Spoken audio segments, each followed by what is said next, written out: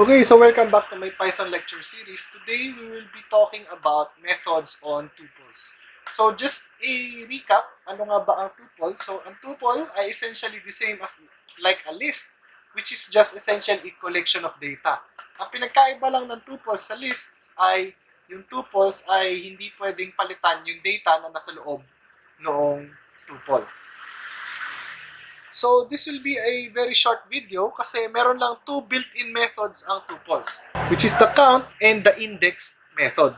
So, as we've seen in the last video, so for example, we make a tuple tup1 equals opening and closing parentheses, and then let's say 1, 1, 1, 1, 5, 6, 7, 8. Okay?